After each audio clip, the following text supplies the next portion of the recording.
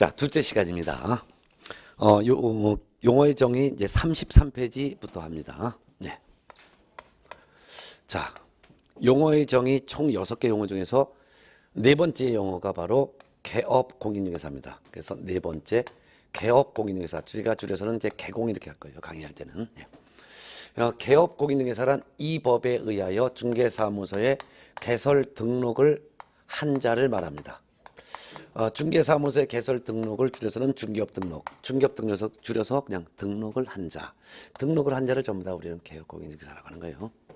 그러면 등록을 한 자의 종류, 즉 개공의 종류가 세 종류가 있다라고 우리가 첫째 시간에 했죠. 첫 번째는 법인인 개업 공인중개사.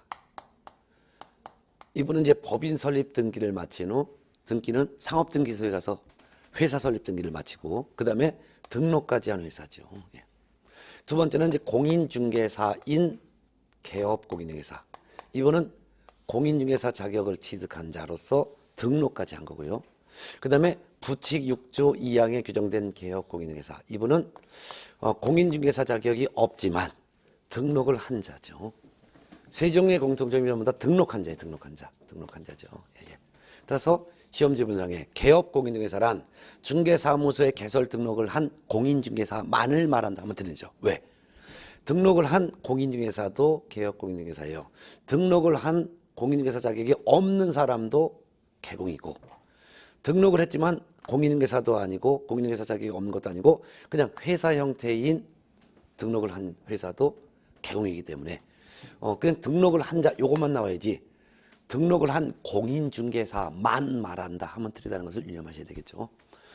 특히 법인인 개업 공인중개사는 비생명체예요. 그렇기 때문에 법인인 개업 공인중개사가 직접 계약서를 쓸 수 없기 때문에 회사를 대신해서 자연인이 일을 대신해죠. 그 자연인 중에서도 대표이사, 이사감사가 있는데 대표이사를 대표자라고 하고 이사와 감사를 묶어서 우리는 사원이라고도 하고 또는 임원이라고도 하죠. 그러면 사원, 임원 같은 말인데 이사, 감사를 묶어서 사원 또는 임원 이렇게 표현하는 거죠. 이분들이 회사의 주인이고 이분들이 대신 중개 업무하는 거죠. 네. 특히 법인인 개업 공인중개사와 비교를 해볼 때 다른 법률의 규정에 의해서 중개업을 할 수 있는 법인이 있어요. 이를 우리는 특수법인이라고 하는데 특수법인은 이 법에 의하여 등록을 한 자 이걸로 보지를 않습니다. 특수법인은 공인중개사법에 규정되어 있는 개공이 아니라 다른 법에 중개업을 할 수 있도록 규정이 되어 있는 그러한 법인체를 말하는 거예요.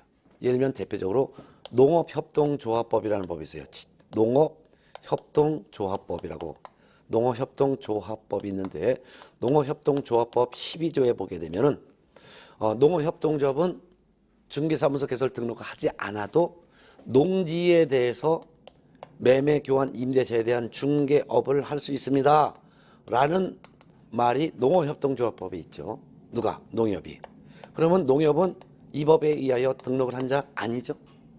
그렇지만 중개업을 할 수 있도록 농업협동조합법이라는 법에 규정되어 있단 말이에요. 이와 같이 다른 법에 중개업을 할 수 있도록 규정되어 있는 법인체를 우리는 특수법인이라고 하는데 특수법인은 이 법에 규정된 개공이 아니라는 것만 좀 이해해 두시면 되겠죠. 예. 이렇게 보셨습니다. 자, 그 다음에 이제 제 설명만 들으면 되는 것이고 35페이지에 보면 다섯 번째 용어가 소속공인중개사가 나와요. 예. 다섯 번째 소속공인중개사 중요합니다. 예. 별표 놓으시고 두 개 놓으세요. 소속공인중개사. 소속이란 중개업소의 취직을 소속이라고 하는데 자격 취득을 한 자가 공인중개사죠. 공인중개사란 우리가 용어에 정해서 이 법에 의한 자격을 취득한 자, 공인중개사 자격을 취득한 자를 우리는 공인중개사라고 해요. 근데 자격을 취득했는데 뭐 했느냐? 개공에 소속을 한 거죠. 개공에 소속했다. 즉 개공이니까 법개공에 소속을 했건 공개공에 소속됐건 부개공에 소속됐건 이 중개업소에 취직을 한 사람은 우리는 소속공인중개사라는 거예요. 자격 취득한 다음에 중개업소에 취직까지 한 사람을 소속공인중개사. 근데 소속공인중개사란 개공에 소속된 공인중개사인데 어떤 일을 하느냐? 중개 업무를 수행하거나 또는이에요.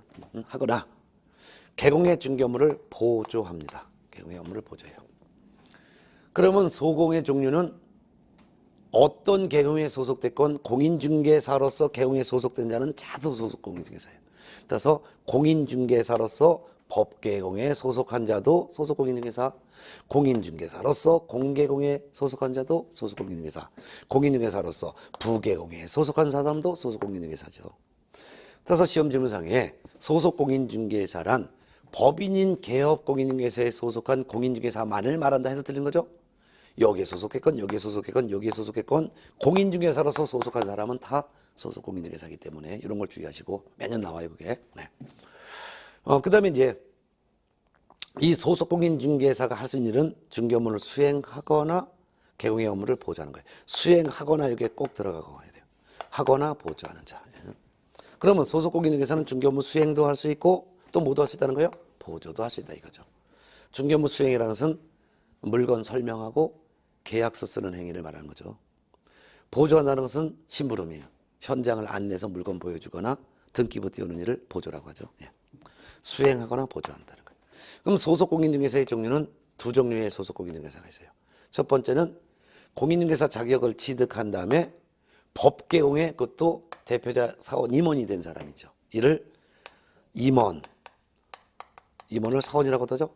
2원, 3원인 임원 또는 사원인 소속 공인중개사. 두 번째는 공인중개사 자격을 취득하여 법개공의 단순한 직원으로 취직했거나 공개공의 직원으로 취직했거나 또는 부개공에 취직한 사람도 있죠. 이를 고용인인 소속 공인중개사라고 부릅니다. 고용인이라는 것은 직원을 말하는 거예요. 고용인인 소속 공인중개사. 이렇게 두 종류의 소속 공인중개사가 있는데 이 두 종류의 소속 공인중개사가 다 소속 공인중개사에 포함되는 거죠. 다 포함되는 거예요. 그래서 소공의 종류는 자격 취득하여 법개공의 이사 감사로 취직한 임원 사원인 소속 공인중개사도 소공에 포함. 공인중개사 자격 취득하여 법개공의 단순한 직원 또는 공개공 부개공의 단순한 직원으로 취직한 고용인인 소공도 소공에 포함되는 거죠. 공개공과 부개공 요 두 개공을 우리는 법인이 아닌 개업 공인중개사라고도 하고 또는 다른 말로는 개인인 개업 공인중개사라고도 하는데 시험에서 법인이 아닌 개업 공인중개사는 이런 말이 나왔거나 또는 개인인 개업 공인중개사는 이런 말이 나왔으면 공개공과 부개공을 말하는 거죠. 그래서 어떻게 취직했건 공인중개사로서 개공에 취직을 한 사람은 다 소공에 해당이 된다라는 거 알아두면 되겠죠. 그러면 소속 공인중개사는 중개 업무를 수행할 권한이 있기 때문에 즉 물건 설명하고 설득하고 계약서를 쓸 수 있는 권한이 있기 때문에 소속 공인중개사가 되려면 소속 공인중개사는 먼저 뭐부터 해야 되냐면 실무 교육을 미리 받아야 돼요. 실무 교육을 이수해야지만 소공이 될 수 있는 거죠. 실무 교육 받지 않으면 소속 공인중개사로 근무할 수가 없는 거예요. 실무 교육이라는 것은 실제 중개 업무하면서 꼭 알아둬야 될 법률 지식, 그 다음에 중개 및 경영에 대한 실무, 중개 및 경영 실무, 윤리 요 같은 내용을 배우는 게 실무교육이죠. 실무교육을 이수해야지만 소공으로 취직할 수 있어요. 그리고 요거 실무교육 이수하고 나서 개공에 소속이 가능한 거예요. 즉 취직이 가능한 거죠. 그리고 소공으로 개공에 취직했으면 바로 업무하는 것도 아니고 뭘 해야 되냐면 인장 등록도 해야 돼요. 즉 어떤 도장을 사용할지 등록관청에 알려야 돼요. 요거 한 다음에 그때서야 업무를 개시하는 거죠. 그래서 소공은 공인중개사로서 개공에 소속을 한 자가 소공인데 이분은 중개 업무 수행도 할 수 있고 개공의 업무를 보조할 수가 있는데 중개 업무를 수행한다는 것은 물건을 설명하고 거래 당사자를 설득시키고 계약서를 쓰는 행위를 중개 업무 수행. 이런 행위는 하려면 먼저 중개업소에 취직하기 전에 이런 걸 할 수 있는 실력, 즉 실무교육을 받아야지만 되고 먼저 실무교육 받고 실무교육을 먼저 받은 다음에 그 다음에 부동산 중개업소에 취직을 하고 나서 업무를 하기 전에 먼저 또 뭘 하냐? 업무 개시하기 전에 바로 또 인장 등록까지 또 해야 된다는 거. 이런 과정을 꼭 기억해 두셔야 돼요. 네, 내년 시험 나와요. 자, 그럼 소속 공인중개사는 중개 업무 수행할 수 있다 해도 맞는 말이에요. 소속 공인중개사는 중개 업무를 보조할 수 있다 해도 맞는 말이 되는 거 이거 알아두시고. 예. 자, 그다음에 이제 6번째 용어가 마지막 중개보존입니다. 중개보존은 36페이지에 나와 있어요. 중개보존도 한 지문은 매년 출제가 되니까 꼭 알아두셔야 돼요. 중개보존. 중개보존이란 공인중개사 자격이 없는 사람이에요. 공인중개사가 아닌 자입니다. 공인중개사가 아닌 자라는 것은 공인중개사 자격을 취득하지 못한 사람을 말하는 거죠. 아닌 자인데 어디 갔느냐? 개공에 소속을 한 자예요. 그럼 이 개공은 법개공에 소속했건 공개공에 소속했건 부개공에 소속했건 공인중개사가 아닌 자인데 개공에 취직을 한 사람을 중개보존이라고 해요. 근데 할 수 있는 일은 중개 대상물에 대한 현장 안내 및 일반 선무 등 개공의 단순 업무 보조만 하는 거예요. 단순 업무 보조만 할 수 있어요. 보조. 즉 심부름만 할 수 있다 이거죠. 그러면 중개 보조는 중개 업무 수행을 할 수가 없는 거예요. 중개 업무 수행할 수 없으니까 중개 보조는 물건 설명 못해. 거래 당사자를 흥정 붙여주고 설득시키는 중개 못해. 그리고 서류 작성, 계약서 쓰는 거 이런 거 못해.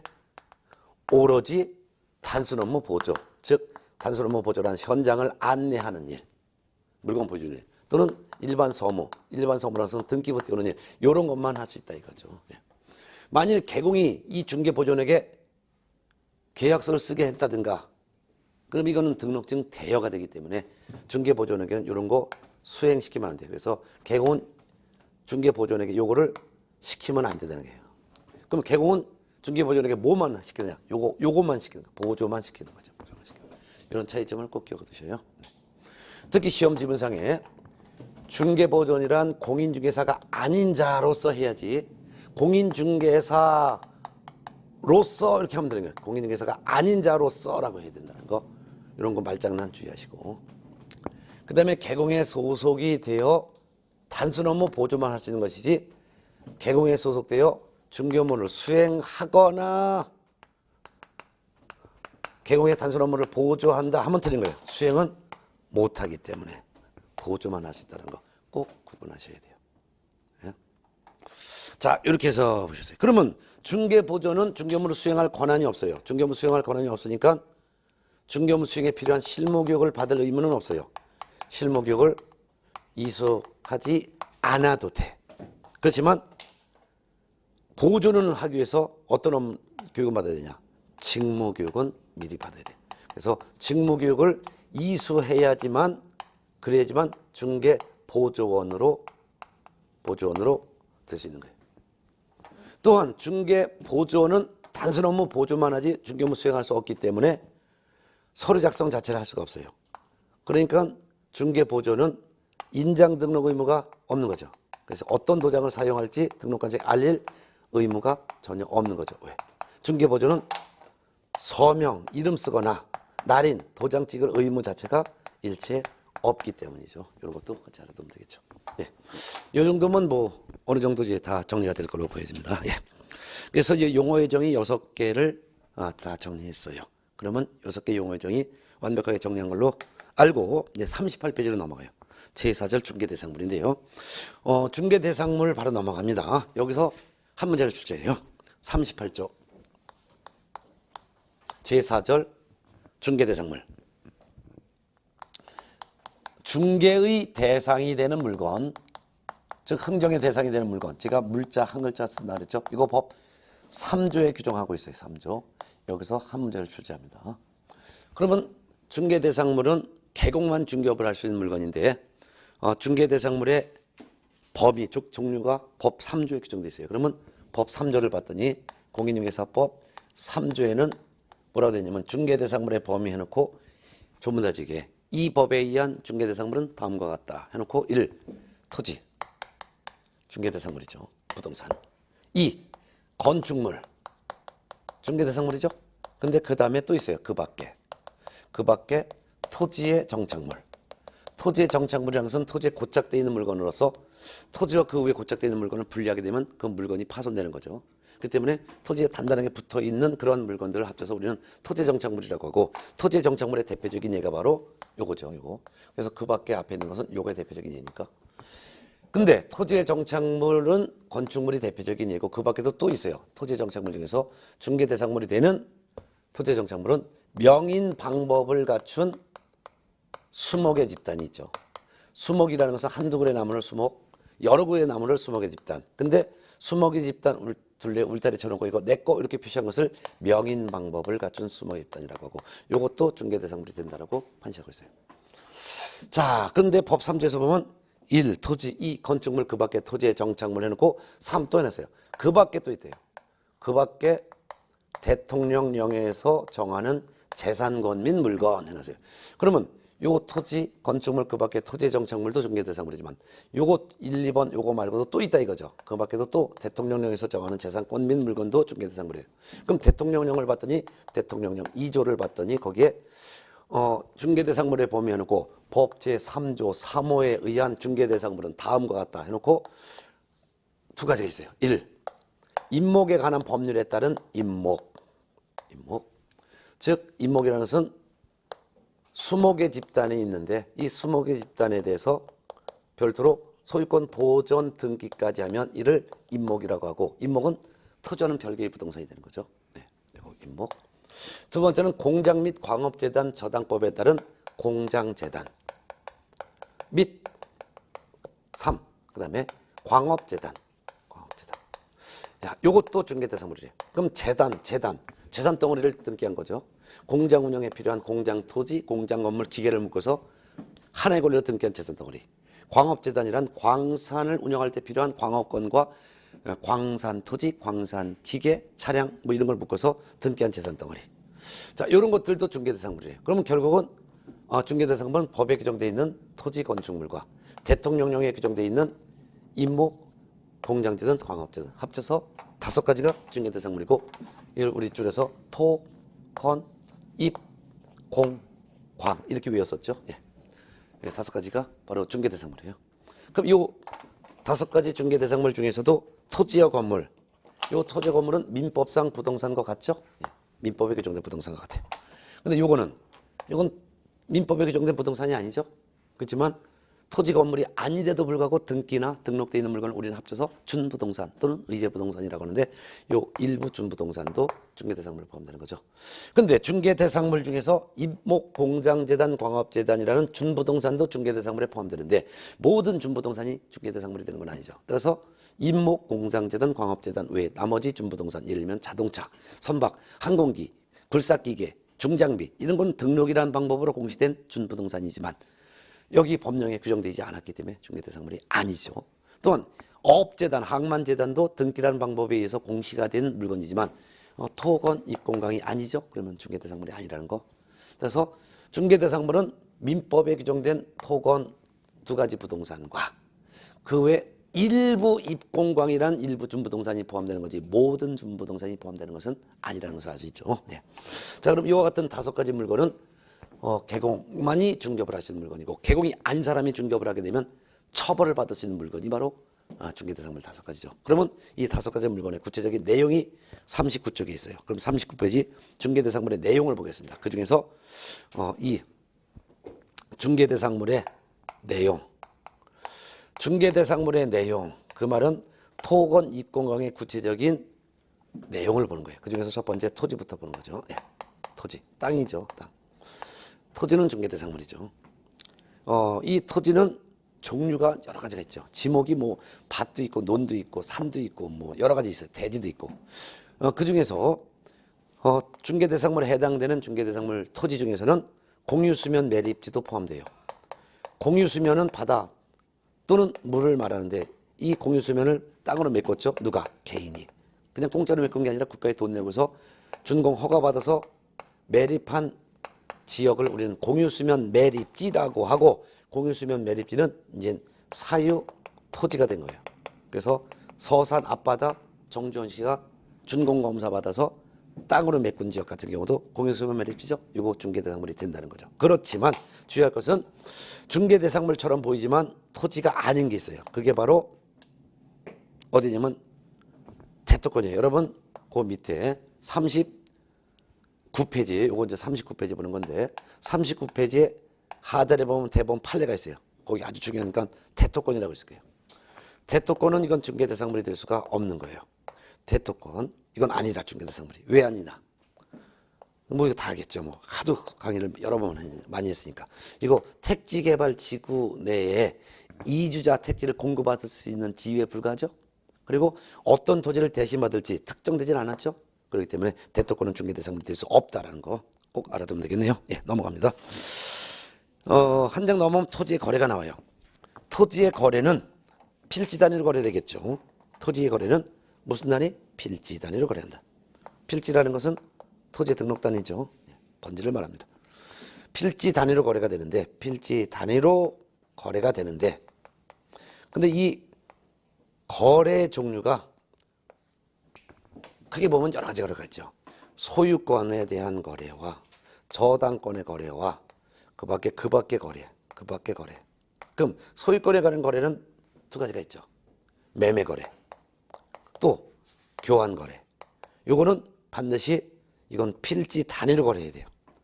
그리고 저당권 거래. 요같이 소유권과 저당권의 거래는 반드시 필지 단위로 거래돼야 되므로 필지 단위로만 거래가 되는 거예요. 그렇다면 매매 거래, 교환 거래, 저당권 거래는 일필지의 일부는 거래할 수 있다는 말이에요? 없다는 뜻이에요? 없다는 거죠. 그래서 일필지의 일부는 이런 거래를 할 수가 없다는 거죠. 왜? 특정할 수 없으니까 어느 부분만을 거래하는지 정확하게 정할 수가 없잖아요. 그러면 일필지 일부를 거래하려면 어떻게 돼요? 일필지 일부를 거래하려면 어떻게 돼요? 일필지 일부를 거래하려면 번지를 안 하죠. 예. 분필하게 되면은 분필해야지만 거래가 된다는 거죠. 예를 들면 요게 서울특별시 동작구 노량진동 100번지 토지라고 할게요. 그럼 이게 몇 필지예요? 한 필지지 뭐. 그러면 요걸 전체를 한꺼번에 매매, 교환, 저당권 거래해야 된다. 그중에서 일부만 요만큼만 빼서 별도로 매매 거래, 교환 거래, 저당권 거래 못 한다는 거죠. 그럼 요만큼만 별도로 매매 거래, 교환 거래, 저당권 거래 하려면 요만큼만 빗금친 부분을 별도로 번지를 100-1번지 이렇게 번지를 나눠야지만 그때서야 매매 거래, 교환 거래, 저당권 거래가 가능하다 이거잖아요. 그렇지만 일필지 일부라 하더라도 기타 거래니까 용익 거래를 말하는 거예요. 사용하고 수익을 줄여서 용익이라고 하죠. 용익 거래. 용익 거래는 네 가지가 있죠. 용익 거래 중에서 물권 거래, 지상권 거래, 지역권 거래, 또 하나 있죠. 전세권 거래. 그다음 용익 채권 거래가 있죠. 임대차 거래. 요 같은 경우는 이거는 일필지 일부도 가능해요. 일필지 전부도 가능하지만 또는 일필지의 일부 거래도 가능하죠. 일부 거래도 가능. 왜요? 일필지 일부만 요만큼만 빼서 이게 전체가 일필지인데 그래서 일필지 요만큼만 빼가지고 별도로 지상권 거래할 수 있잖아요. 지상권 빌려가지고 나무를 심게 할 수 있잖아요. 나무를 심어도 일필지 일부만 빌려갖고 물꼬를 터서 자기 땅의 편익을 얻어도 되잖아요. 일필지 일부만 빌려서 그대로 쓸 수 있잖아요. 그리고 그대로 반납하면 되니까. 일필지 일부만 농경지 쓰기 위해서 임대차 거래할 수도 있잖아요. 그래서 용익 거래는 필지 전체를 거래해도 되고 일필지 일부만 거래도 돼요. 이거는 분필 안 해도 된다 이거죠. 그래서 차이점을 좀 알아두면 되겠네요. 예. 자, 요와 같은 내용 설명을 제가 1, 2월 과정 기초 과정 때도 상세히 설명드렸으니까 이제는 시험장에 갈 때까지 영원히 이런 설명을 안 해요. 기초 설명들은 다 끝난 거니까. 예. 그리고 혹시 새로 오신 분이 있을까봐 이런 기초 설명도 드린 거예요. 예. 자, 그다음에 이제 두 번째 물건이 교재 40쪽에 있는 양가로 2번 건축물 그 밖에 토지 정착물. 사실 여기서 시험 문제가 나오죠. 여기다 별표 3개 넣으세요. 건축물 그 밖에 또 있다 이거죠. 그 밖에 토지의 정착물. 토지의 정착물이라는 것은 토지 위에 고착되어 있는 물건으로서 토지와 그 위에 있는 고착된 물건을 임의로 분리하면 물건이 파손되거나 또는 물건의 생명력이 잃게 될 정도로 그 토지에 단단히 붙어 있는 그런 물건을 합쳐서 우리는 토지 정착물이라고 하고 토지의 정착물의 대표적이니까 바로 건축물이죠. 그럼 그중에서 이제 건축물부터 볼 거예요. 건축물부터. 자, 건축물부터. 그래서 1. 건축물에 대해서 봐요. 시험은 이 건축물에 대해서 해마다 여기서 문제 나오는 거예요. 여기서 문제 나오는 거예요. 자, 그럼 건축물, 줄여서는 건물이 되는데 중개 대상물에 해당되는 건축물은 대법원판에서는 민법상 건축물로 한정되는 거예요. 민법상. 민법상 건축물이라는 것은 재산적 가치가 있으면 다 중개 대상물이 된다는 거죠. 주의할 것은 중개 대상물인 건축물은 건축법에 규정되어 있는 건축법상의 건축물로 한정한다 하면 틀린 거죠. 건축법상의 건축물 중에서는 최소한도 비를 피할 수 있는 지붕, 그 다음에 바람을 막을 수 있는 벽, 쓰러지지 않을 수 있도록 기둥, 지붕, 벽, 기둥, 이게 있어야지만 건축법에 규정된 건축물을 보잖아요.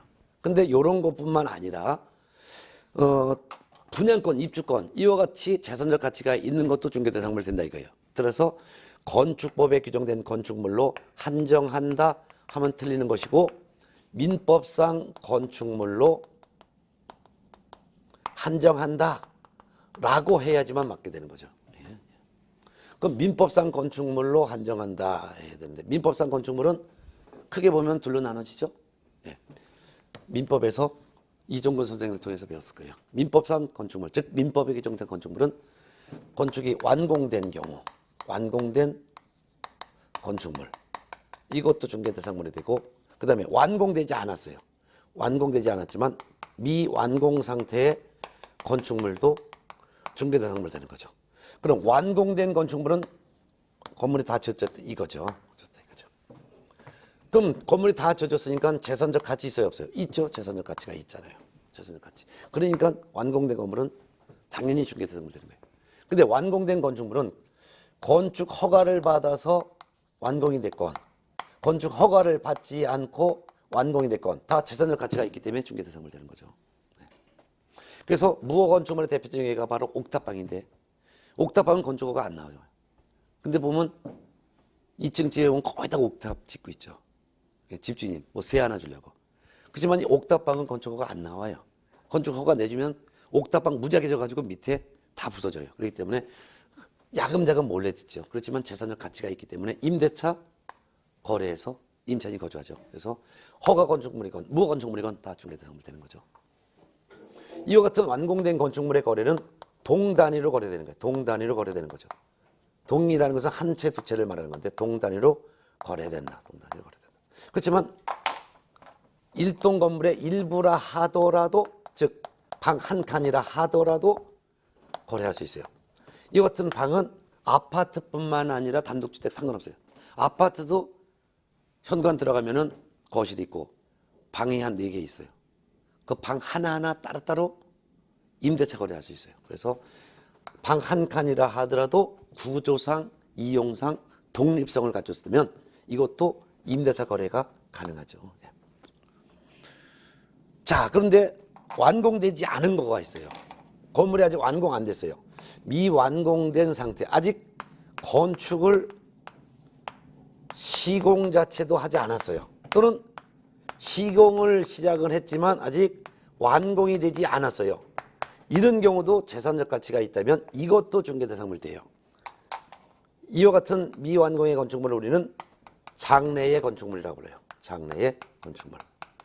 그럼 장래의 건축물의 종류는 두 종류가 있죠. 첫 번째는 아파트 분양권. 분양계약 체결하면은 분양권 취득하죠.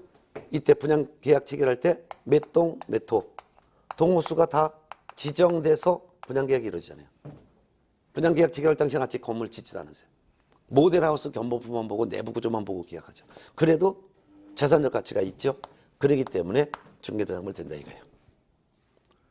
뿐만 아니라 조합 입주권도 중개대상물 돼요. 몇 동, 몇 호, 동호수를 다 지정하여 분양계약이 체결됐다면, 분양계약이 체결되면, 분양계약이 체결되면은 동호수가 다 지정됐으니까 이게 바로 장차 건축될 아파트의 입주자로 선정이 된 거죠. 선정됐단 말이에요. 선정된 거예요. 선정된 지위라고 하죠. 이것도 장래의 건축물로서 중개대상물 된다 이거죠. 근데 주의할 것은 입주권 중에서 중개대상물이 되지 못하는 게 있어요. 입주권 중에서 중개대상물이 되지 못하는 입주권도 있어요.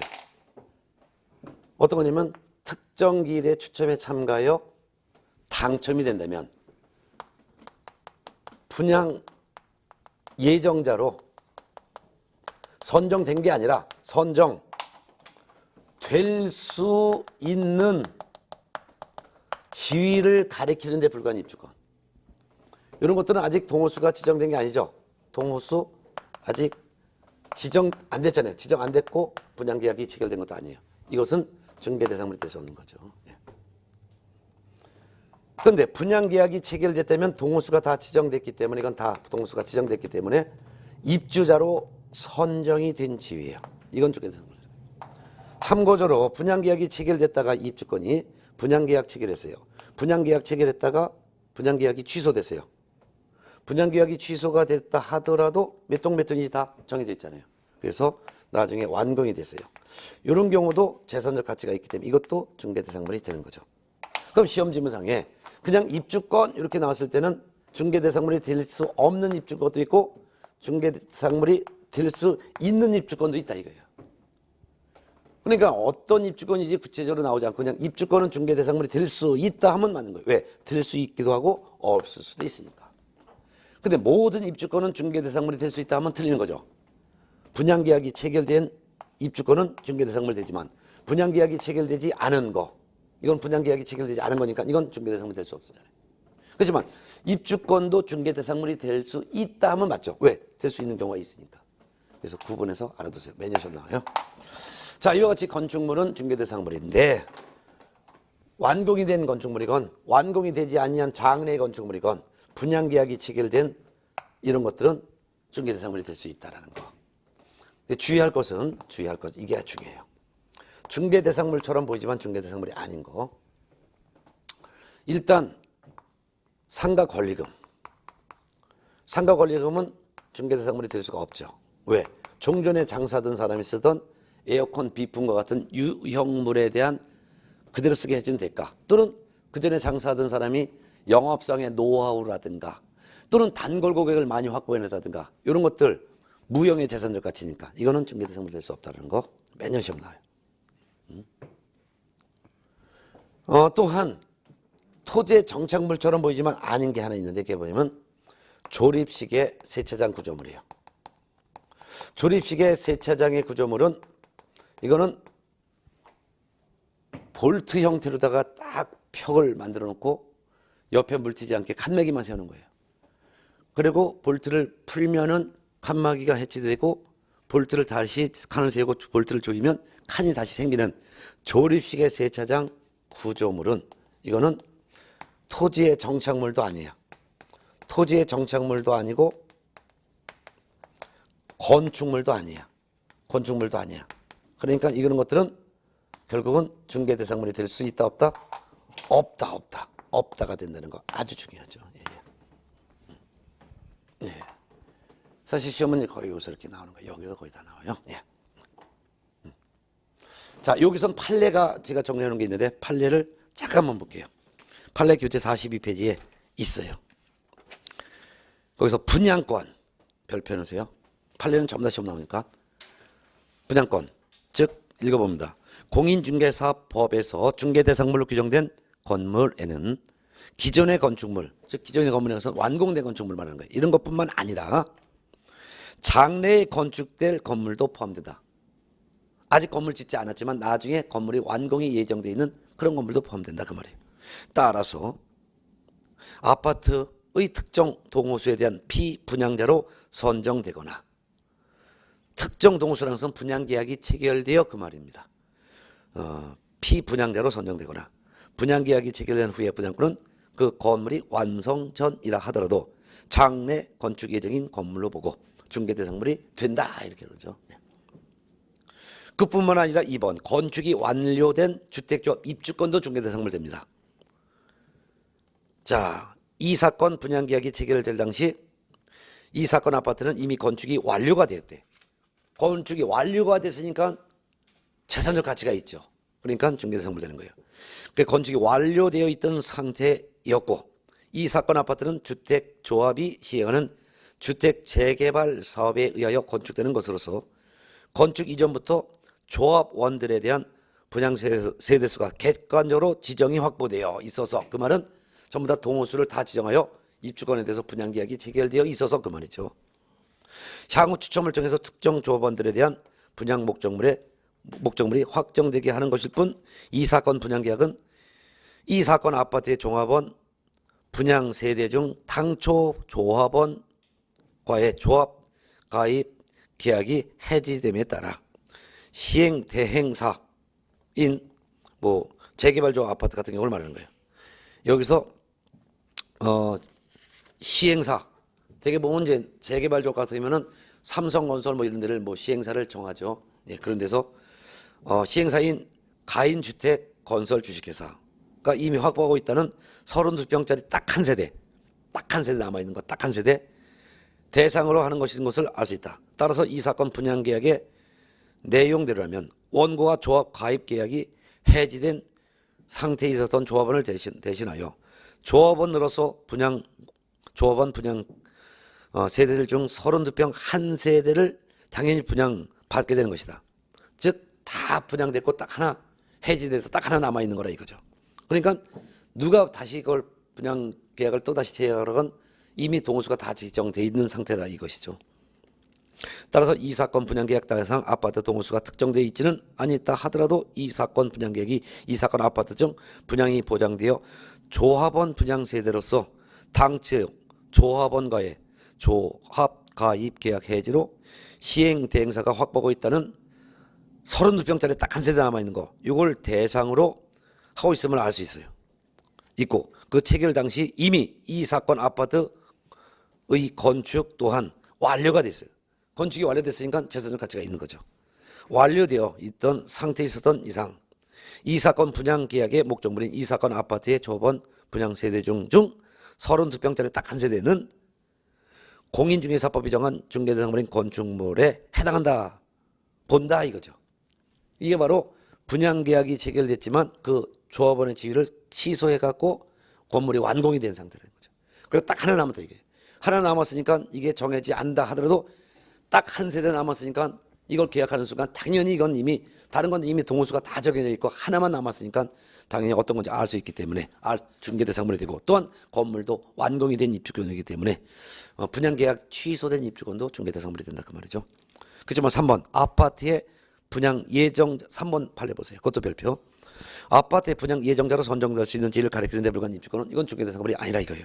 즉 특정한 아파트에 입주할 수 있는 권리가 아니라, 즉 몇 동 몇 호 지정된 게 아니라 아파트에 대한 추천기일에 신청을 하여 당첨이 된다면 분양 예정자로 선정될 수 있는 지위를 가리키는 데 불과한 이러한 입주권은 공인중개사법 제3조 제2호 소정의 중개대상물로 볼 수가 없다는 것이죠. 이거는 아직 동호수가 지정되지 아니한 재개발조합 입주권이니까 이거는 추첨기에 추첨에 참가해서 당첨이 됐을 때 추가 공사 부담금 더 내고 분양계약을 체결해도 되고 분양계약 체결하지 않아도 되는 잠정적인 지위를 가리키는 데 불과한 아직 미분양계약 체결된 입주권은 중개대상물이 될 수 없다 이거죠. 그 밑에 세차장 구조물 중개대상물이 될 수 없다 그랬고, 오른쪽에 상가권리금 중개대상물이 될 수 없다 그랬어요. 근데 시험에서 상가권리금 이렇게 나오지 않고 이걸 풀어서 나와요. 상가권리금 볼게요. 그래서 세차장 구조물도 별표 하나, 상가권리금도 별표 하나인데, 상가권리금 봅니다. 영업용 건물의 영업시설, 비법 등 유형물이나 거래처, 신용, 영업상의 노하우 또는 특수한 장소적 이익에 대한 대가, 이와 같이 또는 점포 위치에 따른 영업상의 이점 등 무형의 재산적 가치라고 나와요. 이게 바로 상가권리금의 뜻이에요. 중개대상물로 볼 수 없다라는 거죠. 네, 이렇게 보셨으면 됩니다. 자, 그다음에 이제 대통령령에서 그다음에도 이제 토지 정착물 중에서 중개대상물 되는 것은 건축물 외에 어떤 거 있냐면은, 다시 앞으로 잠깐만 넘어올까요?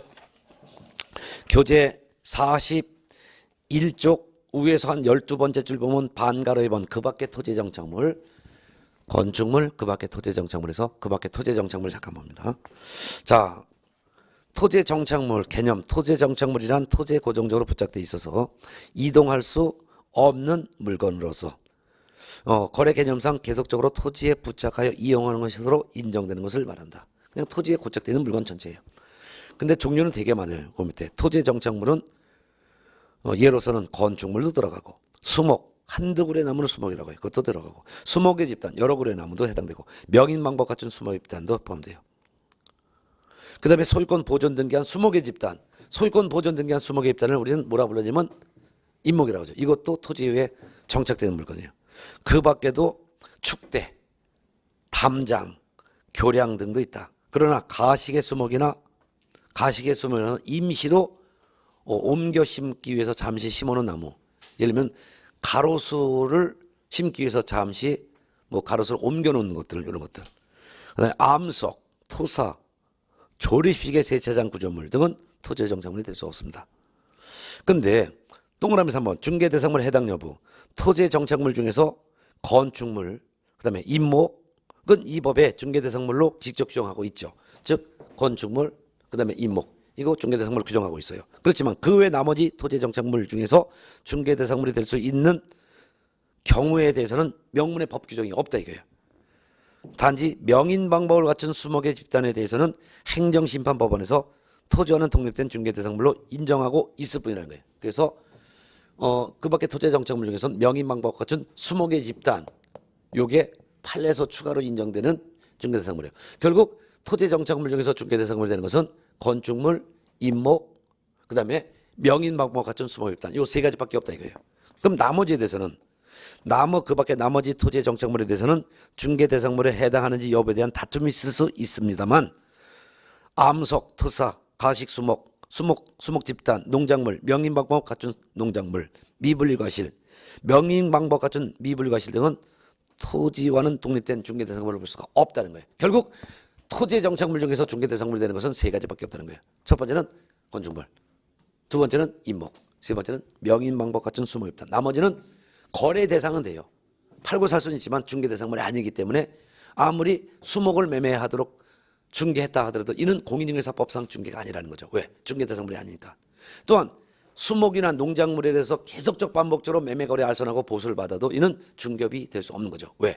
중개 대상물이 아니니까. 예. 이런 뜻입니다. 자, 그 다음에 이제 43쪽 양가로 3번 임목에 관한 법률에 따른 임목.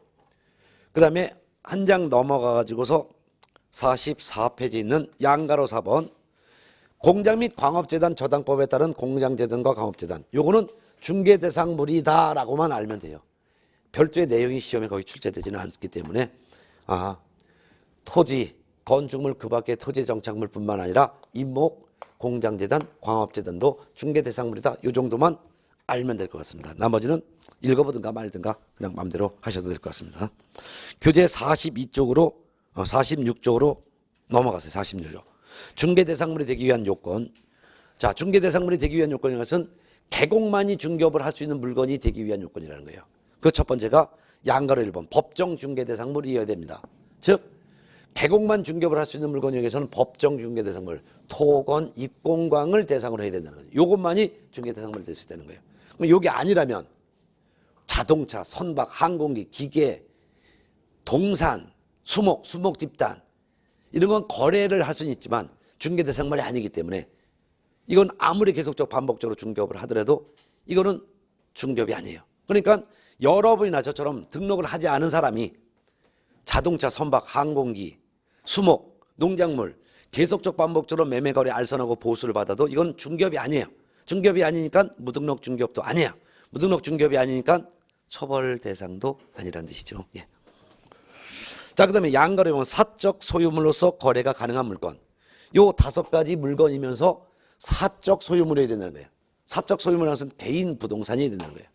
그럼 개인 부동산이면은 이 토지가 개발 제한 구역으로 지정된 토지건 또는 토지거래 허가 구역 내에 있는 토지건 또는 가압류가 되어 있는 부동산이건 사적 부동산이면 중개할 수 있는 물건 중개대상물이에요. 그래서 사적 부동산. 그러면 사적 부동산이면 중개대상물 되는데 근데 사적 부동산이 아닌 거 어떻게 보면 반가로 2번 46페이지 밑에서 네 번째 줄 사적 거래가 불가능하여 중개대상물이 될 수 없는 경우. 그래서 동그라미 1번 국유재산. 국유재산이라는 것은 국가 소유 재산을 말하는데 청와대 건물, 덕수궁 건물, 비원 건물, 창경궁 건물, 도청 건물, 서울시청 건물, 고속도로, 지방국도 이런 거 토지, 건물 등 부동산에 해당돼. 그렇지만 국가나 지자체 소유 부동산은 거래 자체를 할 수가 없기 때문에 중개대상물이 될 수가 없다는 뜻이죠. 그 다음에 오른쪽에 동그라미 2번 47페이지 미채굴 광물. 채굴되지 않은 땅 속에 있는 광물은 채굴권이 국가에 있어요. 따라서 내 땅 밑에 땅 속에 있는 광물도 내가 못 캐는 거야. 캐려면 국가로부터 채굴권을 사와야 돼. 그게 바로 광업권이에요. 따라서 토지는 중개대상물이지만 땅 속에 있는 채굴되지 않은 광물만은 별도로 중개대상물로 보지 않는다 이거죠. 그 다음에 동그라미 3번 무주 부동산이에요. 무주 부동산이라는 것은 주인이 없는 부동산. 그건 국유로 보기 때문에 중개대상물이 될 수 없는 거예요. 그 다음에 동그라미 4번 포락지. 포락지라는 것은 과거에는 사유 농경지였어요. 근데 이 사유 농경지가 옆에 하천이 있었는데 비만 오면 하천이 범람해. 그래서 이 사유 농경지가 물로 잠겨버려. 물로 잠겨버리니까 농사를 지을 수가 없네. 그러다 보니까 국가나 지자체에서 물에 잠겨져 있는 이 땅을 수용을 해. 그래서 국가나 지자체 거로 소유자가 바뀌었어. 그래서 포락지는 국가나 지자체가 수용한 물에 잠긴 지역의 땅을 말하는 거예요. 이거는 이미 국가나 지자체로 소유권이 넘어갔기 때문에 사유게 아니야. 개인게 아니기 때문에 중개대상물이 될 수 없는 거죠. 물이 다 빠져가지고 다시 농경지 땅으로 다시 회복됐다 하더라도 이미 국가나 지자체에 수용되어 버렸기 때문에 중개대상물이 될 수가 없는 거죠. 네. 자, 이와 같이 5가지 법에 규정된 물건이면서 사유부동산이면은 중개대상물이 된다 이거예요. 그렇지만 국가 거라든가는 안 된다 이거죠. 그 다음에 양가로서 한번 중개행위 개입이 가능 또 해야 돼요. 아무리 토지 건물이면서 아무리 사유부동산이라 하더라도 중개 개입을 할 수가 없는 거. 즉 상속의 대상이 되는 부동산, 경매에 붙여진 부동산 이런 건 중개할 수가 없어요. 아버지가 토지 건물도 갖고 계셔요. 사유거야. 근데 아버지가 사망하시면 자식이 그대로 상속받지 누가 중개할 필요가 없는 거란 말이에요. 그래서 중개가 불가능한 상속의 대상이 되는 부동산 또는 경매에 붙여진 부동산 이런 거 중개할 수 없어요. 그뿐만 아니라 중개라는 것은 거래 당사자 사이에 끼어들어서 흥정을 붙여주는 거예요. 근데 흥정을 붙일 필요가 없는 경우도 있어요. 바로 그게 바로 공짜로 주는 증여대상 부동산이 되는 거예요. 개인이 개인한테 공짜로 주는 것을 증여라고 하고 개인이 국가에 공짜로 바치는 것을 기부채납이라고 하는데 공짜 대상의 부동산은 흥정을 붙일 필요가 없는 거죠. 왜 공짜로 주면서 뭘 또 흥정을 붙여 들어가나 필요 없죠. 그래서 상속 대상 부동산, 경매에 붙여진 부동산, 공매에 붙여진 부동산, 증여 대상 부동산은 중개할 수가 없는 거예요. 그렇지만 상속받은 부동산, 증여받은 부동산, 경매에서 낙찰받은 부동산 상속을 받았어요. 내가 낙찰을 받았어요. 공짜로 받았어요. 이 부동산을 다시 팔 수는 있죠. 이때는 거래가 되는 거죠. 그럼 주의하세요. 상속이나 경매나 공매나 증여 행위는 중개가 개입되지 않는다. 그렇기 때문에 상속 대상 부동산, 경매 대상 부동산, 공매에 붙여진 부동산, 증여 부동산은 증여의 대상이 되는 부동산은 중개 대상이 될 수 없다. 그렇지만 상속을 받은 부동산, 경매나 공매에서 낙찰받은 부동산, 증여를 받은 부동산은 중개할 수 있는 중개 대상물이 된다. 이렇게 구분하면 되겠죠. 자, 한 장 넘어가면 48페이지에 중개 대상물에 해당하는지 여부를 제가 정리해 놨어요. 일단 중개 대상물이 되려면 5가지 법정 중개 대상물이어야 된다는 거, 5가지 법정 중개 대상물이 아니면 중개 대상물이 될 수 없다는 거, 그 다음에 5가지 법정 중개 대상물이면서 또한 사법상 거래가 가능한 사유부동산이 된다는 거. 그래서 아무리 중개 대상물 5가지라 하더라도 사유부동산이 아니면은 중개할 수 없다는 거. 그 다음에 법정 중개 대상물이면서 동시에 사법상 거래가 가능한 사유부동산이면서 중개 개입이 가능해야 된다는 거. 중개 개입이 불가능하면 안 된다는 거. 그렇지만 상속받은, 증여받은, 경락받은 부동산은 중개할 수가 있다는 거. 이걸 구분하시면 될 것 같습니다. 자, 이번 시간에는 용어의 정의 중에서도 4번째 개업 공인중개사, 5번째 소속 공인중개사, 6번째 중개보조원에 대한 용어 정리했고 중개 대상물의 종류 5가지, 그리고 그 중에서도 건축물을 중심으로 설명드렸어요. 중개 대상물에서는 건축물에서 문제가 나오니까 건축물 제가 설명드린 거는 꼭 정리해 두시기 바랍니다. 자, 다음 시간에는 교재 69페이지 제5절 공인중개사 정책심의위원회와 6절 공인중개사 제도 요거 할 것입니다. 자, 다음 시간에 공부하는 것에서도 2문제가 나오니까 다음 시간 기다려 주세요.